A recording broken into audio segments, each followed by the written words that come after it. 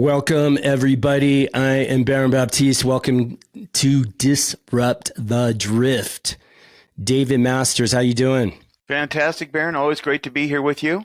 Yeah, same. You all welcome to the show today. And it's a place where we can tell the truth and where the truth can be told. If you're watching this on YouTube, the Disrupt the Drift channel on YouTube, please the video, leave comments. You could agree, disagree. Tell us your thoughts on this subject today because it's an interesting one. And we're going to talk about the Joel Osteen church shooting. And so I'm going to I just want to play this clip of Joel Osteen's. If you don't know who Joel Osteen is, he's a preacher guy in Houston, a mega church. They have 45,000 followers or people, attendees to the live church. So you're talking mega church. And a shooter opened fire on a few days ago. And let's just hear this.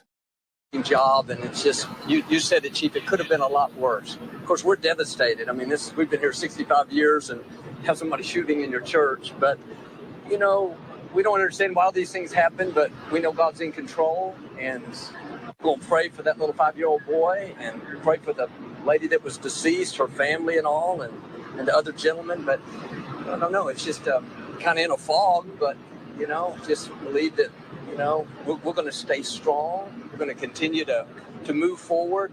There are forces of evil, but the forces that are for us, the forces of God are stronger than that. So we're going to keep going strong and just, you know, doing what God's called us to do, lift people up and give hope to the world. Again, I want to thank all these gentlemen because, you know, I can only imagine if it would have happened during the 11 o'clock service. We were in between services going into the Spanish service. So, okay. So interesting. What say you, David? What's your take on this? Yeah, this shooter opens fire in this church of people, and some security guards on duty there shot and killed the shooter. But what do you see is about I'd like to look at what's the spiritual kind of forces at work. It's curious to me because you can talk about guns, you can talk about a lot of different things, but what's the spiritual significance and the forces behind all of this kind of thing? What's your take on it? So let's begin with the word identity, okay? Because looking at a mugshot and a police record of Jeffrey Escalante, who is the shooter, you hear them calling this person a woman. This person is a trans person. But let's go back to the idea of identity. And in the Merriam-Webster dictionary, the word identity has to do with personality. And so an example of that is the set of qualities that make a person different from other people. And then it says below that, children begin to form their identity by the age of 2. So what happens? What happens to a person when their identity is altered so that they have an issue living as the person that they were born as? And that's an interesting component of this. Now, what I heard on one of the news reports... And let me just say one thing about that. That's almost all people lose their natural identity at a certain point. Yes. Early on. Yeah. And they become a not you, they become someone other. But do you remember when we were doing a series of shows called Untying the Knot, N-O-T? Because that's what we have to do. We have to untie that not you part of who we've become as a result of our environment. But go ahead. I was just going to say that the identity piece, it's interesting because even not knowing your identity, not knowing who you are, who you were born to be, let's say your essential self, you lose that. And then it even becomes an identity of you never know who you are. As long as you're living from this not you identity, you're living as someone else other than who you are. And in that becomes a portal, something opens up, forces, let's say spiritual forces, dark forces, evil forces that have access to you, because I think it's only when we're truly in our natural identity that we maybe naturally have a protective kind of force around us from evil, from dark forces. When we're living as a not you, a not self, some alternative self, and we go further and further down that rabbit hole away from our natural self, we're open to all kinds of forces, dark forces. Yeah. Look, I believe it was Freud who coined the term the id. And the id is supposedly the person, the core of who we are. That's like the ego.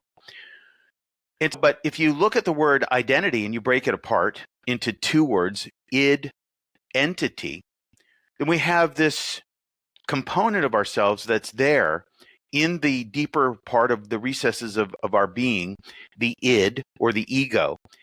And that is the entity that occupies this flesh and blood shell that we call our body. It's like an alien in there.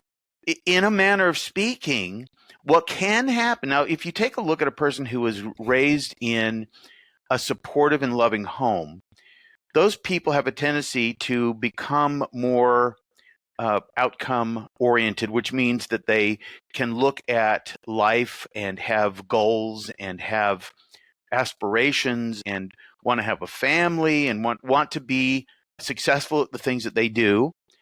However, there are people who are raised without that loving environment, or let's say to the best of the ability of the people who are raising these children of today, like, for example, in the inner cities of Chicago. Chicago's like a war zone. There are more people dying in Chicago than did in Afghanistan.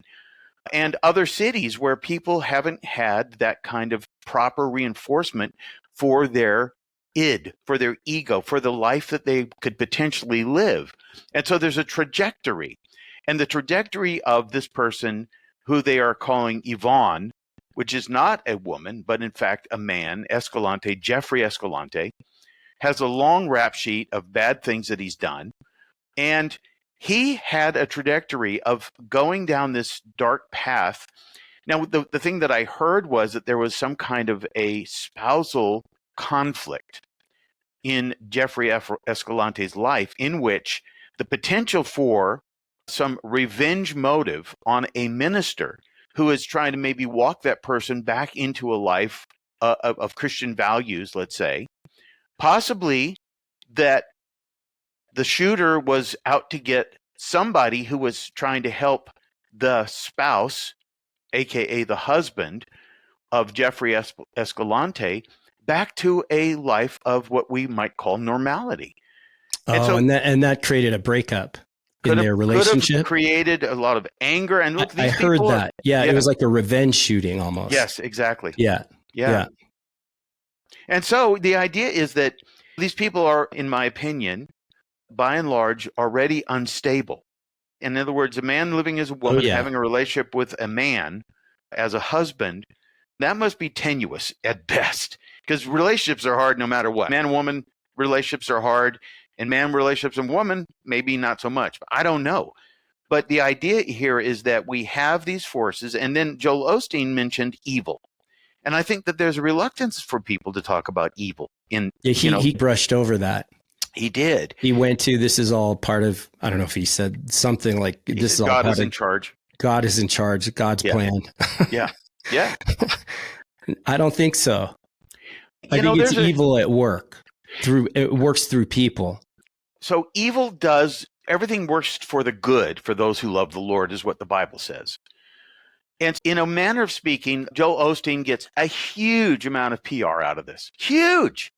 Look, it was a mega church that got shot up by some crazy person who is now deceased. It's not like he needs PR.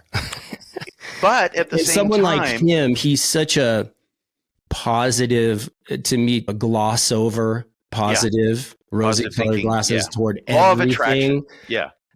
And what I noticed in his response there is that's his identity. And that's his public identity anyhow. Yeah. And he did not alter from that at all. That's why, to me, he's not even just calling a spade. It's more God's in charge here. Yeah. And I get the message of hope. That's fair. And what are you going to do? But I think to really address, well, wait, what's going on in our world? It's a moment. There's a lot of this happening. It's happening all over the place, but now it happens in this place where people go to worship. And it's a very positive, kind of rosy colored glasses environment. Yeah. And he's the leader there.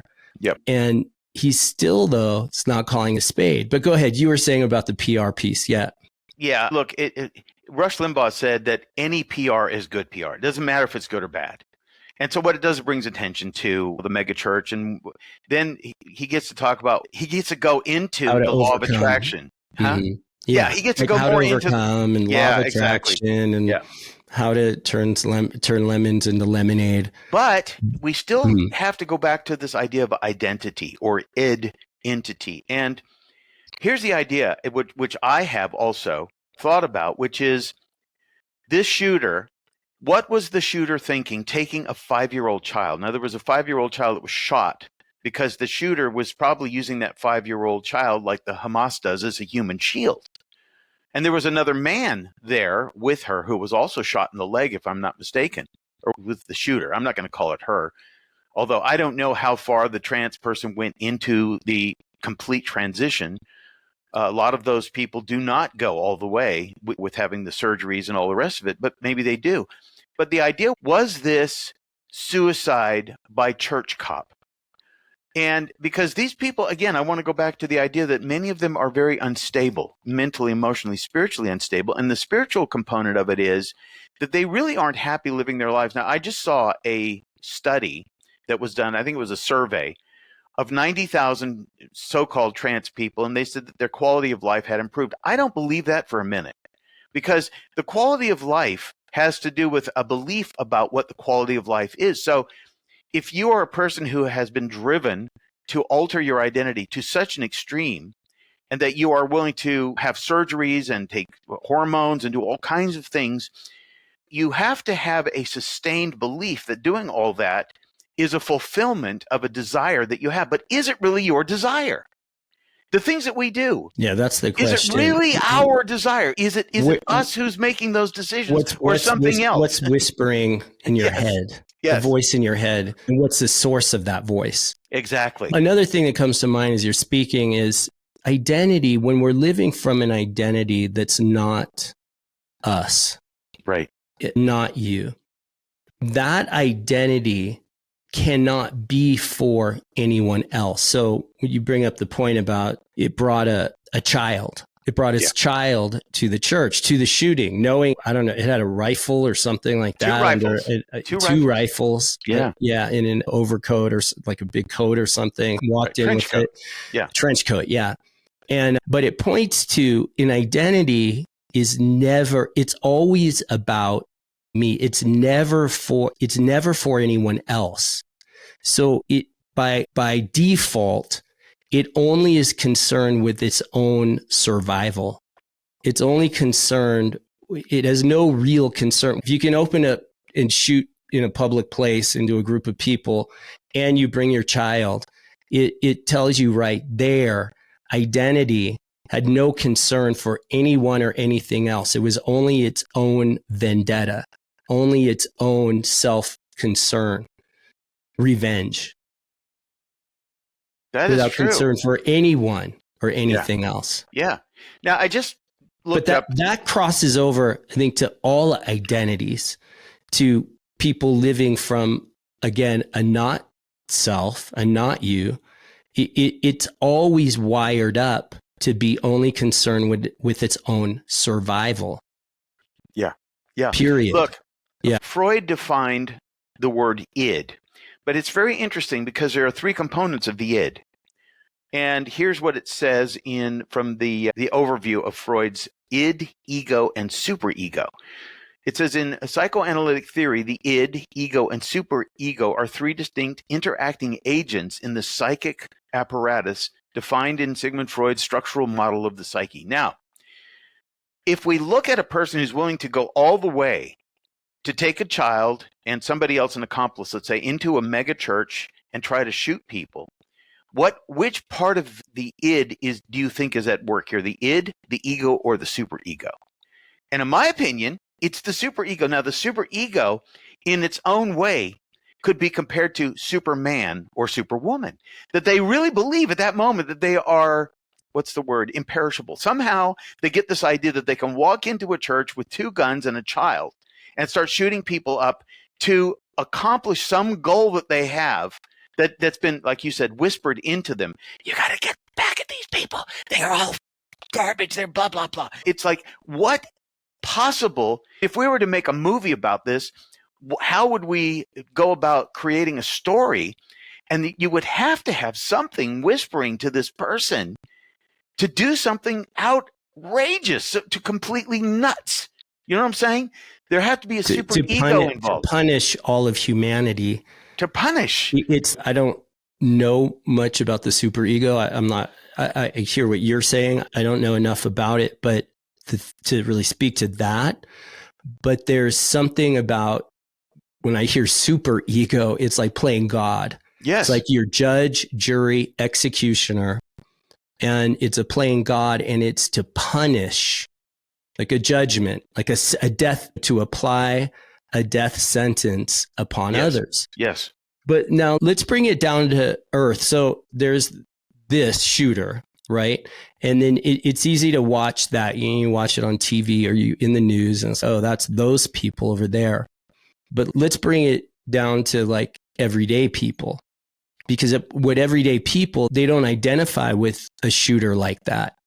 But there's something to look at here, because when you have an identity you're living from and living by and listening to, and whatever that the forces that not you has access to in your head, the voice in your head, it's a destructive voice, it's judge, jury, executioner. So when someone crosses you, you can have the front identity, the public facing of being a good person or a caring person or a lost person or a whatever kind of person. But underneath it, what's driving it is this self-survival and playing God in a sense. Like you are the judge. And in that, you're the ultimate victim. And so you're justified in punishing others or sentencing others. People do it all the time to their spouses, their partners, their bosses, their peers. People are always killing off other people, just spiritually, psychically, energetically. They make others wrong. They puff up in their own rightness. But it's an all kind of powerful judge that determines who's worthy and who's not. And there's a kind of moral superiority there, a better than all the rest, and others deserve to be punished.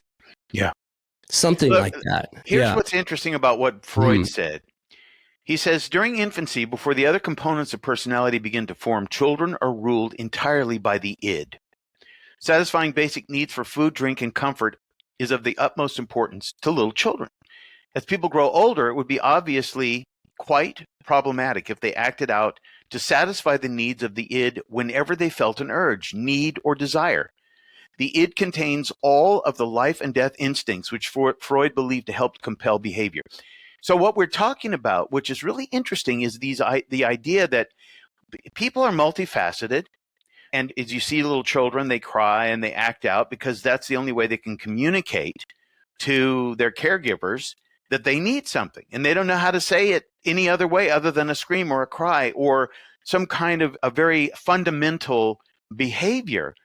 Now, but if the person does not develop character, if the person does not, as I talked about earlier, if they don't have the surrounding supportive mechanisms of a loving family that helps them to develop a healthy ego. And this is what we're talking about. A lot of people have had unhealthy egos their entire life.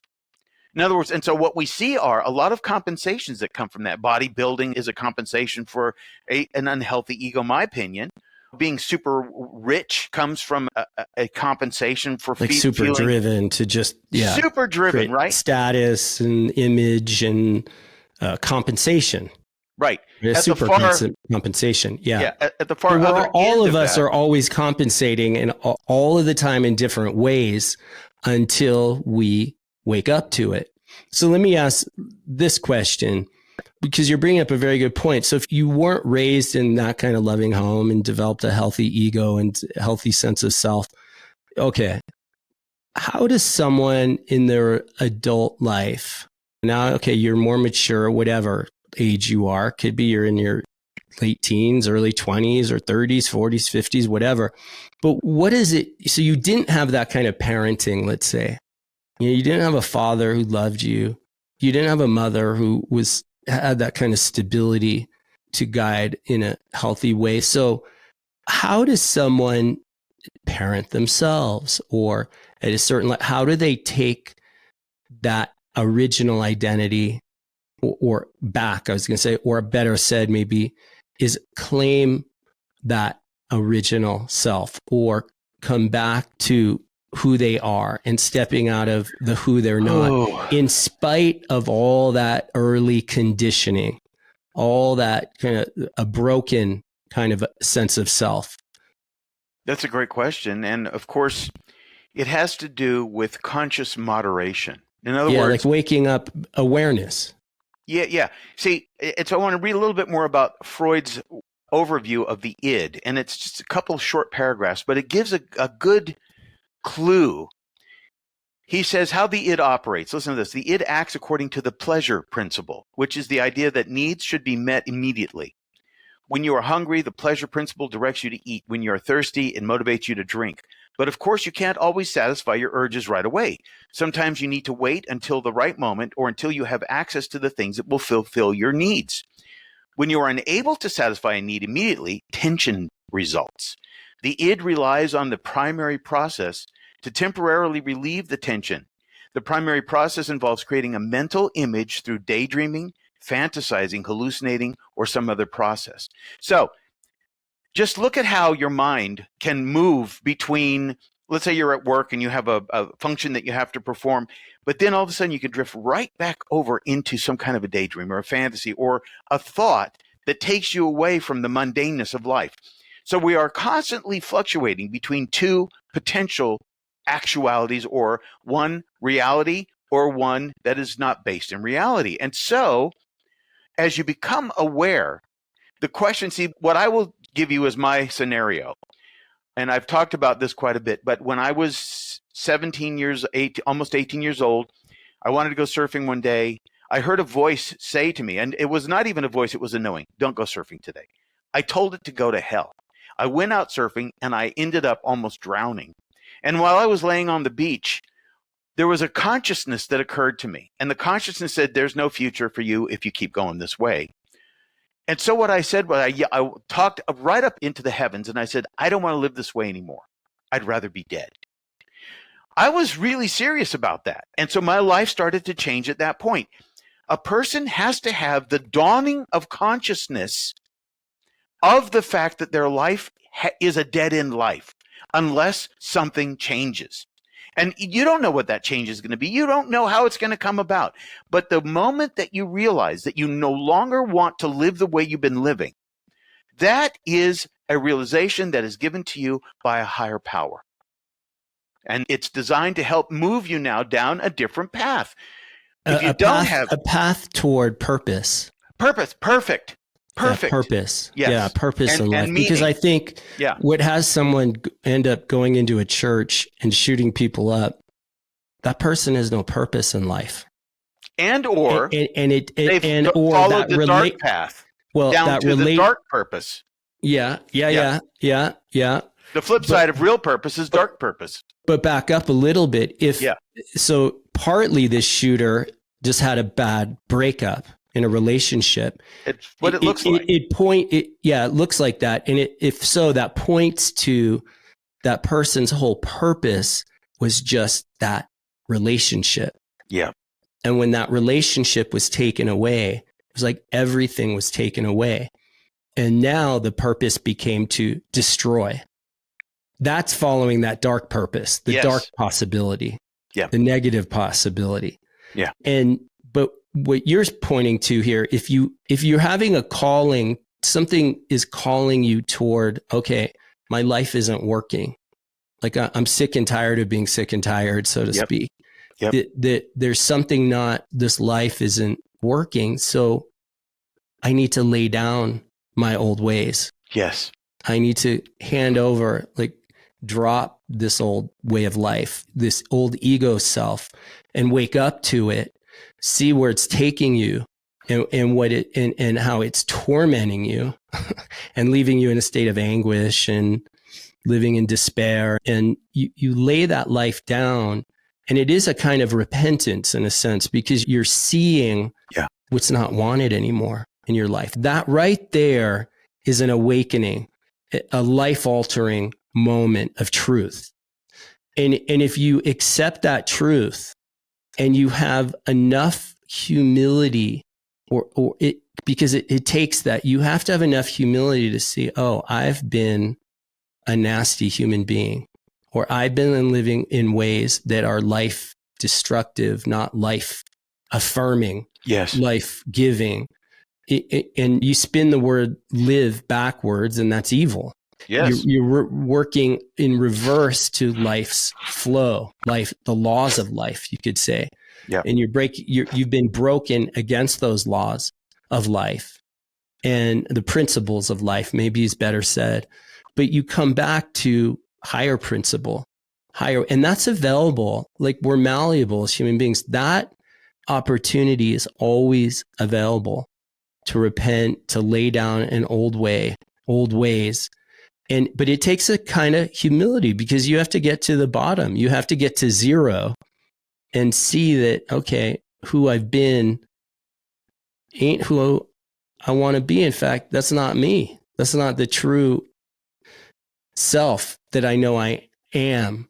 I think someone who gets that message, that is a higher calling, is also realizing they've been living a lie, living from a not them, a not self. And in that awareness of laying down an old life, it's in that awareness that a new possibility for life and living opens up and becomes available. Yes. There is a scripture, which I'm just trying to find it right now. Yes, here it is. John 6:44. It says, none can come to me unless the Father who sent me draws him. See, we are constantly being pulled at all the time. And these are the influences of the world that we live in. They cannot, you cannot live in a world without influence. It doesn't exist unless you're in a coma. Our environment forms us, informs us, influences us until we can rise above it.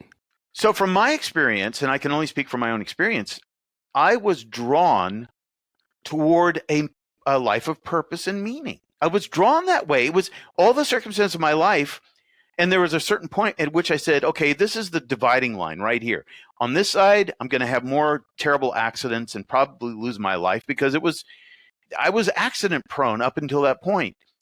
When I stepped over that line, the accident proneness of my life began to disappear altogether. And my life began to move in a direction of meaning, and I learned how to build houses. I was a carpenter for a while. At the age of 17 years old, I started building houses. And so I became a builder in my life. It's what I was drawn toward. Now, the question, and I think this is the way to summarize this, what are you drawn toward? Those who might be listening. Do you feel drawn toward a different life and you don't know what it is? Or do you feel drawn backward toward a life that you've already known, that in a sense that has the gravity, that you can't escape? But you can escape it if you just learn how to get quiet long enough. And so be still and know. Get still and let reality catch up to you.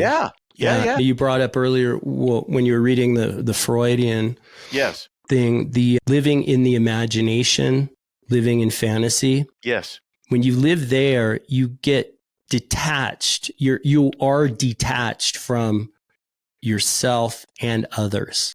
Now, I want to say something about Joel. But let me just say this. But Yeah. that's where real compassion, real empathy, love goes out the window, because you're you're living in your imagination, living in fantasy, living in the head. And then you're guided by the voice in the head that is a not you voice. And you're listening to the thinking that voice gives you. Yes. You're listening to the thinking, the emotions, the feelings, and it creates this whole kind of story and fantasy life.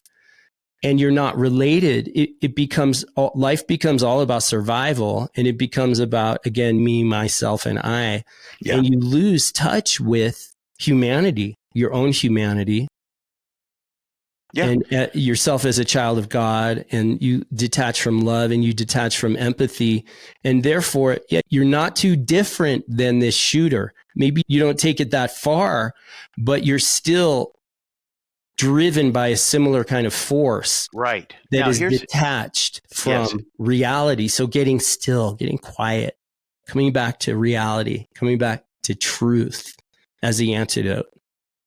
So the idea here, too, is that how do you get 45,000 people to come to a church every Sunday? And the answer is the pleasure principle that Freud laid out. But it's not the same kind of pleasure, because you can actually derive a similar kind of pleasure from feeling good about doing good.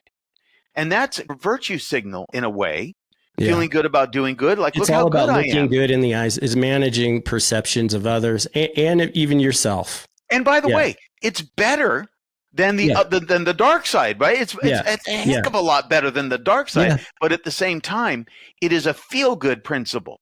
And if I do watch Joel Osteen, I watch a lot of these people. I get basic material ideas from them, because sometimes they say things that make sense and that are actually You have to something sift you can through yeah. It's like finding the needle in the haystack. So Joel Osteen has this. He has this potential for making everybody feel good. Yeah. Everybody, 45,000 people plus thousands of people online. Millions. They feel good. Yeah. They walk away. Yeah, they feel good. They walk away feeling good. But at the same time, it's not a whole lot different than any other pleasure principle in that. Is it real? Is it based on actually really being good? And again, you can have programmed behaviors that are really good, but is it really authentic? That's the other question. And so we could go back to I had to get that in, because if you want to make people feel good, of course you can have a church with 45,000 people in it.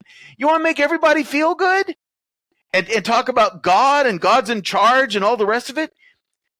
Yes, you can have them. But if you actually talk about what's really going on and really try to free souls, listen. That church won't have 45,000 people. You're lucky if you get 45 people. You're lucky. You're lucky, because if you, and you know what Jesus said about, he said, if you know the truth makes you free. And I've often questioned, why does a person have to go back every week, 52 times a year, if not more? Why do they go back for that reinforcement? It's like getting a meal for their ego, right? And you feel good and you walk away and everybody smiles and everybody dresses up. It looks nice. It's a great facade. And maybe people are getting better. I hope that's true. But at the same time, it's not necessarily true. That they have this delusion. It's not real. Of being better, and it's better than being in the dark side. Absolutely. I won't put that down ever. But is it authentic? And I think a lot of Christians are going to be... You got to go deeper in life. You got to go deeper. You got to go to the truth. And the truth isn't always pretty. It's not always bubblegum and roses. Yeah, and Jesus is not your girlfriend. These people that sing these love songs to Jesus, he would be throwing up in his mouth, in my opinion. Jesus was a warrior. He was a warrior, a spirit warrior. He is a spirit warrior. He's fighting evil in every human soul. And these love songs, all they do is repent, lay down your old life, lay it down, and follow my way. Yeah, mm-hmm. Yeah. I see Jesus as a warrior, man. I see him, but and I ask the question: to even say, lay down your life, it tells you that the life you have isn't working. Yeah, and it's a front. It's a facade. Yeah. It's not a real life. I asked the question the other day to a friend of mine. I said, who do you think, when Jesus comes back, which group do you think he will most identify with? He won't identify with anybody. Oh, I think he will. Just be about the truth. I think that he will identify. And he will attract those that identify And with you know him. who those people will be? Our war fighters, our military, the people who love their families and their country and the construct upon which this country It'll was be built. your blue collar people, the blue collar people that actually run things. Yeah. That's what I'm saying. Yeah. I'm saying I think it's your everyday person. Yeah. Military or first responders. Great that's example. right. Absolutely. But the blue collar people who really show up and work in life and actually have our society run. It's not the white collar elites, and it's not all the talking heads and the scholars and the professors and the experts and the. You were talking about laying down your life. You know what Jesus said? No man has greater love than he lay down his life for another or his brother.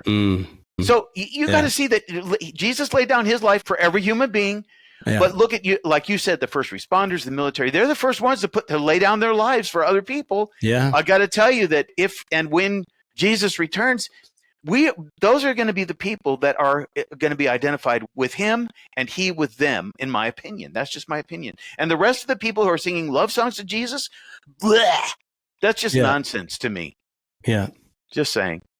Yeah. And I believe that Jesus has already returned.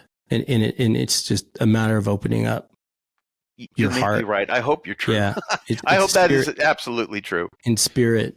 Yeah. All right. Let's wrap up here. Really good. Very fascinating conversation. Thanks you all for sticking with us. Again, check us out on YouTube or on audio if you're listening on all the different your platforms. Share the show. If you're watching on YouTube, leave comments. Please like the show. It helps push it out, grow, and it's all growing. So thank you, David. Have a good one. And thank you, Baron. Peace out. Stay bold. Stay true. Keep disrupting within yourself. Keep disrupting the drift and open up to a new way, new life that you lead yourself connected to your highest creator. Be well.